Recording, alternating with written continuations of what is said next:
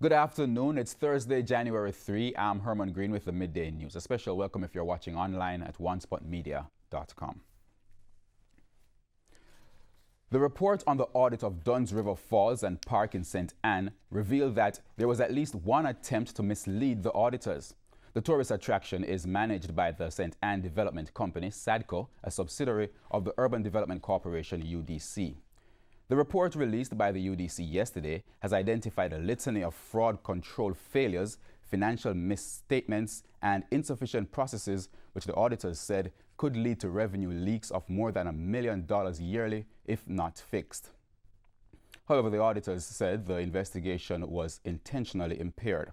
The report explains that an individual provided a test phone for imaging rather than the company-issued device on inventory.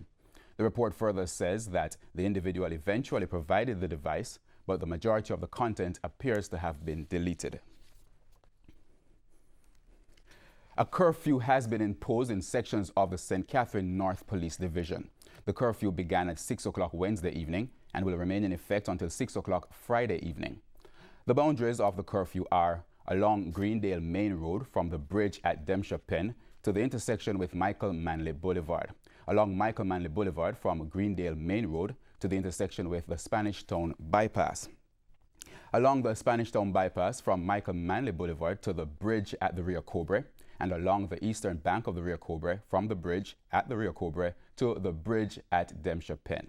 During the hours of the curfew, all persons within the boundaries are required to remain within their premises unless otherwise authorized in writing by the ground commander. In the wake of the plastic ban, one company has introduced biodegradable plastic bags as an alternative. Sales and marketing manager at Savgor Limited, Peter Lee Richards, introduced the company's shopping and garbage disposal bags on TVJ's Smile Jamaica program this morning. She says the material used to make the bags does not contain polystyrene. Ms. Richards adds that, unlike polystyrene, these bags break down easily by way of bacteria and other natural organisms. And PLA. PBAT, that's PBAT. yes, polybutylene acid, and PLA, that's polylactic acid. Okay. So these basically are fermented, and it allows the bags to be, come together once they are fermented and be able to store products.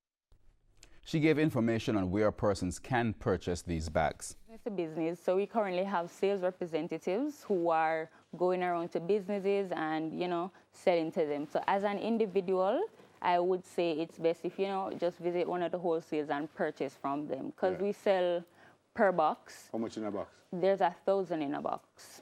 So why I can't just buy 1,000 from you? You can indeed call us and purchase 1,000 from us. So an individual can come in and buy? Yes, you may.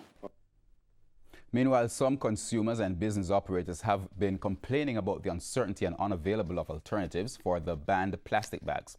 The ban took effect on Tuesday, but while some businesses, including restaurants and shops, have made the adjustment, some seemed to be operating as per usual. Some small business operators in St. Catherine say they're experiencing challenges with the transition. The St. Catherine Chamber of Commerce says the concern is widespread. I should say I'm very concerned because the ban which is in effect as of today, and what are the alternatives? I still maintain that there should have been a transitional period where adequate measures are put in place. I've been getting bombarded with calls as to where to go. Businesses, especially supermarkets, are calling to find out what is the alternative. Can they sell still in the plastic bags? This is something that is a serious problem, because what's the alternative? They have no alternative, no concrete alternative. Mr. Robotham believes more needs to be done, particularly to assist small business operators. Education factor and bringing businesses up to speed as to where to go, how to go about it, has been insufficient in my estimation. A former president of the Jamaica Gasoline Retailers Association, JGRA, is pushing for the government to give local operators greater ownership of the trade. Trevor Heaven's call comes even as he adds his support to his colleague Philip Chung, who's fighting an eviction notice served by marketing company Rubis. Rubis has asked him to leave the gas station he has been operating on Water Lane in downtown Kingston. More from TVJ's Krista Campbell. Eviction notices from multinationals like Rubis to local gas station operators like Philip Chong are nothing new. But former Jamaica Gasoline Retailers Association JGRA President Trevor Heaven wants it to stop. He says the government should step in and put greater protection in place for local retailers. That if they choose to dislocate Mr. Chong, they need to compensate him for his time there. Guess what? There is no service station in this country that can be operated by one individual. Whereas the marketer sits in a glass house somewhere overlooking the city, the retailer are the ones who face the elements. We have all the losses. We face the security issues that come with it. We have to spend money on maintenance and support and also ensure that the service levels to our customer is number one on behalf of those who sit behind a glass house. Mr. Heaven operates his own gas station, Fesco, and while he calls for a legitimate trade union organization to represent the local gasoline retailers, he insists the dealers are prepared and will do a better job than multinationals who own most of the gas stations in the industry and whom he says send their profits overseas. Anytime that they're ready to go, we are prepared. We are here. My own company, Fesco, is ready. We are willing and we are able. We have the resources. We can acquire the facilities that they leave. And Fesco is at the lead of this. We will be able to purchase and carry on the business like no one else, much better than they can. Krista Campbell, TVJ News. A plea for help this afternoon for an elderly man living in South St. Andrew. The 74-year-old is living in less than favorable conditions. Ferdy Wilson of Olympic Way, St. Andrew, has been living in a deplorable state for a number of years. In addition to his living conditions, Mr. Wilson suffers from other ailments. On a recent visit by the members of the Community Safety and Security Branch, CSSB, it was discovered that one of Mr. Wilson's legs is infected with worms. He was taken to a hospital in Kingston where he said the treatment was less than accommodating. But they angle me course. Them angle your course? Yeah, man, they don't angle me right. What do you mean them don't angle you right? They give me one thing they say. Put on them pampas. And they hitch. But I see back, they just jog you up around me and tell them, say, take time we don't see his skin come out with it. And that's me say, believe me, a baby. I just jog you up. With none of his children assisting, Mr. Wilson is thankful that his neighbor and other Good Samaritans are giving him help. It's why the CSSB team is seeking to bring some level of relief to him. They are also requesting additional help. So we're asking also the Member of Parliament for this constituency, or the councillor, to come at 29.5 Olympic Way to see the condition to which this man is living in. I'm sure that they don't know about him as yet, but persons are reaching out, the community is reaching out. Unfortunately, they have reached to the police first. And of course, we at the St. Andrew South Division is doing our best also to reach out to all stakeholders to come on board and render some assistance.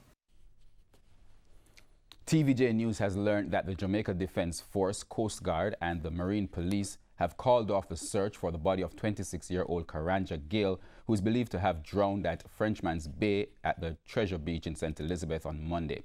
Mr. Gale is one of 2 Northern Caribbean University students who went missing while swimming at the beach. The body of 26-year-old Joseph Anderson, who was also a member of the Jamaica Defense Force, was retrieved on Tuesday. Local divers told our news team that they saw Mr. Gale's body but were unable to retrieve it as it was surrounded by sharks. Reports are that the 2 men were part of a group that went to the beach for a swim. The men got into difficulty and were swept away by strong waves. In a TVJ News follow-up now, 6 years after 27-year-old Kayne Lamont was fatally shot by a policeman in Yala Square, St. Thomas, her family is still demanding justice. Miss Lamont was 8 months pregnant at the time. The details in this report. Do you smart? Where is Kayne Lamont? Eh? Where she there? You kill her, you sit down and enjoy yourself. Where she there? An emotional Novia Lamont, 6 years after her 27-year-old sister, Kayne Lamont, was shot and killed by a police officer in Yala, St. Thomas. It happened in August 2012, but the accused policeman was freed of all charges in connection with Kayne's killing. Years later, Kayne's family is still seeking justice. Her sister claims the cop did not tell the truth in court. Somebody you kill and you shoot one, and I run in the next one, and then you go in a courthouse with you, say you're a Christian, and I go to church and a ball. Say you have 2 kids. How much kids you have? Where is Kayne? We're dead gone with fear 1 and have fear 2. She have fear 2 and you kill her and I say accident. No accident under the sun. If you stop lie. She says she was also shot during the alleged altercation and she's not been able to work since. Me I forget somebody to wash my clothes because my hand, me can't use it sometime. This part they are saying a lifetime something me have to live with. And pain and remember it now go away. Lifetime something say every time me look on this, me always go remember because this part now go away. If even you one buckle bus we frightened. Me have to run up if I ever clappers, anything me hear we bust. Me heart race. Both Kayne and the child she was pregnant with at the time died, but she left 2 other children behind. We would have want Kayne children then for start get something. From Kayne dead until now, Kayne then should I get something like every month. Because Kayne was the breadwinner for our kids them. And all now, we need justice. Justice for Kayne, and right now, if it could have go back in the court, me would have thank you very well. And we just go right over it back. If we not even have to say nothing. We just look back in everything. Shane Masters, TVJ News. We go down to news overseas. U.S. President Donald Trump has told a group of lawmakers he can't accept the Democrats' offer to reopen the government as the 2 sides negotiate border wall funding. The House is expected to hold a series of votes to open the government just hours after Democrats take control on Thursday. But Trump is unlikely to sign anything they approve at this stage. The details from the CNN.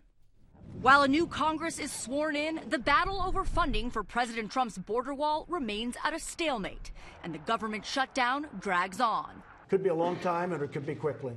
Lawmakers on both sides saying no progress was made during a meeting at the White House Wednesday. Shutting down government is a stupid public policy. But as Democrats take control of the House, likely Speaker of the House Nancy Pelosi says they have a plan. We will bring to the floor legislation which will open up government.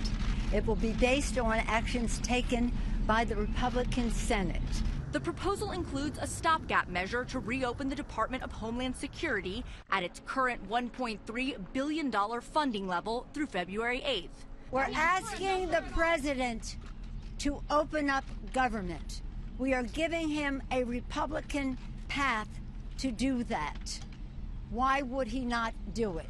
According to a source familiar, President Trump answered that question, telling lawmakers he wouldn't sign off on the Democrats' offer because he would look foolish if he did. Earlier in the day, Trump refusing to say whether he would accept a deal with anything less than $5 billion. Well, I'd rather not say it. Meanwhile, 800,000 federal employees remain caught in the middle, without a paycheck until the government reopens. News now in sports. The Jamaica Scorpions will start with a clean slate when they oppose the Windward Island Volcanoes at Sabina Park on Friday. Haynes, who is in his second stint, took over from Robert Samuels after the Scorpions suffered an embarrassing 41-run defeat to the Barbados Pride, chasing 106 for victory in the opening round. He admits that the confidence of the team is low, but the squad plans to start afresh with a new mentality. I'm trying to get in their headspace in terms of discussing tactically what is it we need to do and to find out from them what is it they need to do. And so far, for the last couple of days, we have been having some net sessions in the middle, which is pretty good. And so far, I'm pretty pleased, but you know that practicing is not what you look at. You look at the guys in the middle playing the first-class game where the pressure is tremendous. And, you know, come Friday, when the first ball is bowled, then I will be able to have a better assessment. Even with the recent struggles with the bat, Captain Paul Palmer Jr. isn't too concerned over the team's ability to put runs on the board. There are disappointments in life, there are disappointments. We just have to put that behind us and look forward to the next task ahead. As a batting group, we are pretty confident because we know we're capable batters. It's just for us to be consistent. And that's the Midday News. The primetime news package is at 7. Please join us then. On behalf of the news, sports and production teams, I'm Herman Green. Good afternoon.